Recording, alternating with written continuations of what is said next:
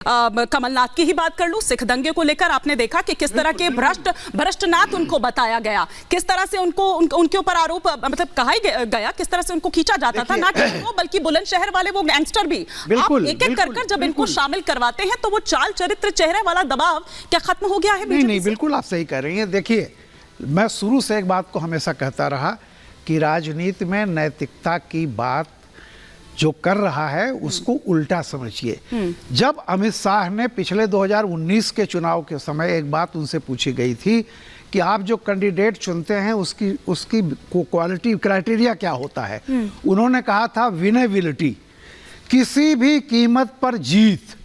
तो जब आप जीत के साथ लगा देते हैं हर कीमत पर जीत, तो उसमें साम दाम दंड भेद, नैतिक अनैतिक सब कुछ शामिल है। ये इंपॉर्टेंट पॉइंट सब कुछ शामिल है। और इसको लेकर मैं जाऊंगी। जो अपेक्षा ये करता है कि जो बहुत साफ साफ बात जिसने कहा कि winnability is the only criteria, उसके बाद अगर आप किसी से सोचते हैं कि वो नैतिकता की बात करेगा, देखिए नैतिकता की बात सब करेंगे, हम्माम में सब नंगे हैं। अब उसमें यह होता है कि कौन जमीन पर ज्यादा डिलीवर कर पाता है। झूठ बोलने, झूठे वादे करने, ये हर पार्टियों का कैरेक्टर है। राजनीति में आप नैतिकता लेकर के आप आगे बढ़ ही नहीं सकते। रघुवीर सहाय की एक आखिरी पंक्ति में कह के अपनी बात खत्म करूंगा। रघुवीर सहाय ने कहा था कि व्यवस्था जन्य विकृतियों से सह अस्तित्व सत्ता की अनिवार्यता है, यानी व्यवस्था की बुराइयों से सगाई किए बिना आप सत्ता की कुर्सी पर बैठ ही नहीं सकते। ये फैक्ट आप जान लीजिए, इसके बाद कोई बहस हो। नहीं, बिल्कुल आपने बहुत ठीक बात यहाँ पर कही और मैं वापस पहुंचूंगी वो जो आपने पहले जो हम यहाँ पर चर्चा कर रहे थे कि सरेंडर कर चुके हैं क्या केजरीवाल, जो इस तरह की बात कर रहे हैं संजय जी की 2029 की तैयारी कर रहे हैं, वो तो अब 2024 तो भूल ही जाइए, उस पर कोई वो नहीं है, सरेंडर कर चुके हैं। नहीं हिमानी जी, मैंने बताया था तो उनकी पूरी लाइन क्या थी और उन्होंने बोला था कि यदि बीजेपी 2024 में जीतती है तो 2029 में आम आदमी हराएगा उन्हें, हम हराएंगे उन्हें। आज मोदी जी कह चुके हैं आएगा तो मोदी ही। तो मैं ये जान रही हूँ कि ये कॉन्फिडेंस अगर आ रहा है तो कहीं से तो आ रहा होगा। वो कॉन्फिडेंस एक तो जनता से ऊपर आता है, दिल्ली को आता है, सत्ता को आता है कि भाई हमने बहुत बेहतर काम किया है। और लोगों के अंदर, जैसे हमारे बीजेपी प्रवक्ता कह रहे थे, मैं तो सोच रहा था कि शायद कहीं राज्यसभा या लोकसभा में इनके भी कहीं नाम आ जाए, लेकिन वो आएंगे नहीं। वो बीजेपी से आने वाले लोग होंगे, वो सॉरी कांग्रेस से आने वाले लोग होंगे, अजित पवार होंगे, कमलनाथ होंगे, वैसे वैसे नाम मतलब खोज कर लाए जाएंगे। लेकिन चलिए, वो उनका अपना काम है, वो अपना क्या करेंगे। ये तो वरुण पुरोहित जी श्योर लेकिन हिमानी जी कंफर्म करेंगे। हिमानी जी बहुत सीरियस बात है, आपका सवाल बहुत जायज है, क्योंकि देश के 140 करोड़ लोगों से जुड़ा हुआ ये सवाल है। जिस तरह से प्रधानमंत्री जी ने आज कहा कि 370 जितना ही होगा, इसका मतलब क्या है? ये संदेश वो किसको बोल रहे हैं? अपनी टीम को बोल रहे हैं? बताइए, इसका एक सवाल है मेरा बीजेपी के प्रवक्ता से कि 370 जीतना ही होगा, तो कैसे जीतेंगे? जनता का दिल तो आपने जीता नहीं। आपने तो सीना ठोक करके आपने कहा था संसद में कि हम 81 करोड़ लोगों को उस हालत पे ला दिए हैं कि उसको 5 किलो राशन देंगे तो जिंदा रहेगा, वरना नहीं रहेगा। ये नया भारत है, ये आपने कहा है, आपने संसद में कहा है। फिर वो 81 करोड़ लोग, 80 करोड़ लोग आपको वोट क्यों करेंगे? और एक बात अभी सिर्फ एक लाइन के बाद खत्म करता हूं। ठीक है। एक बंगाल की बड़ा प्रसिद्ध एक कहावत है कि जतो दोष नंदो घोष। ये पहली ऐसी भारत की सरकार है नरेंद्र मोदी जी की कि जिस दिन कुर्सी पर बैठे उस दिन से लेकर आज तक विपक्ष का विश्लेषण होता रहा है। विपक्ष ये कर दिया, विपक्ष वो कर दिया, विपक्ष टूट गया, विपक्ष बट गया। मोदी जी ने क्या किया देश में, इसका एक भी सिंगल चर्चा नहीं है। मोदी जी क्यों डरते हैं?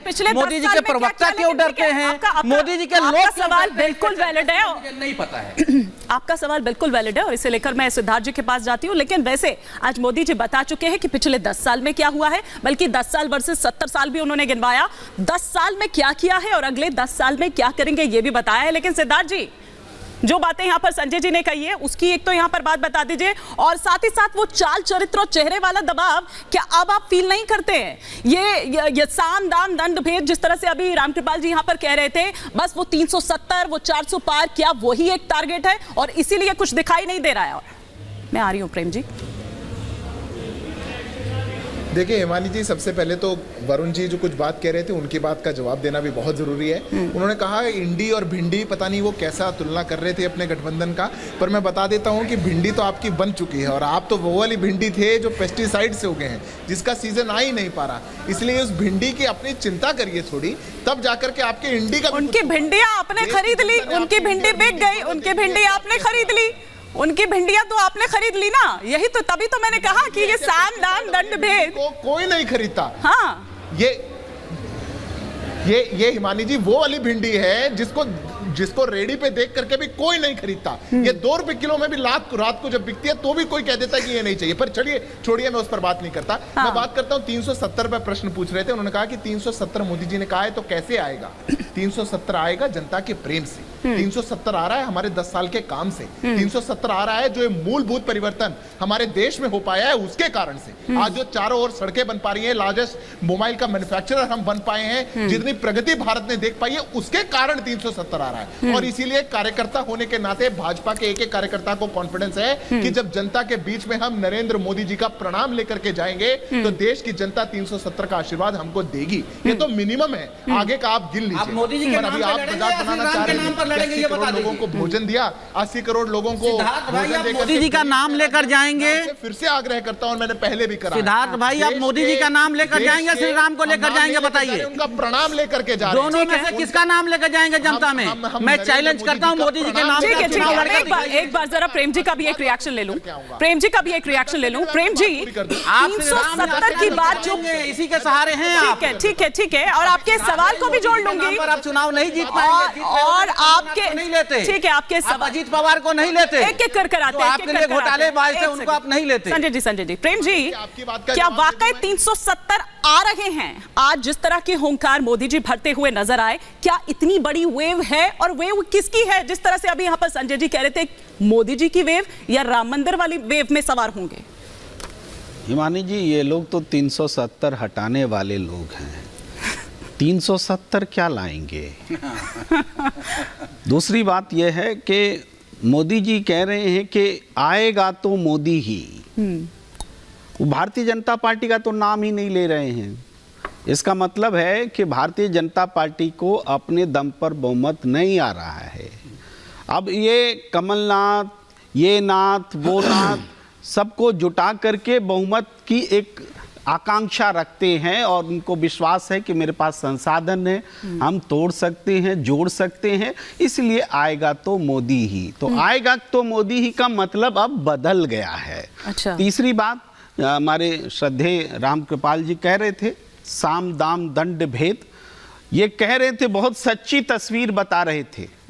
लेकिन हम तटस्थ थोड़े रह सकते हैं। साम दाम दंड भेद होता है तो हमें ये बोलने का भी साहस करना होगा कि गलत को गलत हम बोलेंगे। अगर खरीद फरोख्त हो रही है तो हम ये बोल करके कि हमाम में सब नंगे हैं बोल करके आज जो हो रहा है हम उसका साथ नहीं दे सकते। बोलना पड़ेगा कि आप गलत कर रहे हैं। आप शिवराज सिंह चौहान को 64 साल में पैदल कर दिया और 77 साल के नकुल देव जी जो मार्गदर्शक मंडल की अर्हता रखते हैं भारतीय जनता पार्टी के हिसाब से, उसका इस्तकबाल कर रहे हैं। तो बीजेपी में ही खत्म हो रही है। बीजेपी के नेताओं को बीजेपी में ही जगह नहीं मिल रही है। वो सारे जो कांग्रेस से आयातित लोग हैं, आप आंकड़े देख लीजिए, चाहे सांसद हो उनकी पूरी संख्या का हिस्सा देख लीजिए। आज भी जो सांसद है उनमें और विधायक है उनमें ज्यादातर लोग कांग्रेस से आए हुए लोग, दूसरे छोटे छोटे दलों से आए हुए लोग हैं। बीजेपी ने तो बीजेपी का ही नाश कर दिया और अब तो नाम लेना भी बंद कर दिया है। कहते हैं आएगा तो मोदी ही, यानी बीजेपी नहीं आएगी क्या? ठीक है, ये काउंटर क्वेश्चन, क्योंकि आपने रामकृपाल जी का नाम लिया, मैं उनसे ही एक काउंटर रिएक्शन लेती हूँ, फिर सिद्धार्थ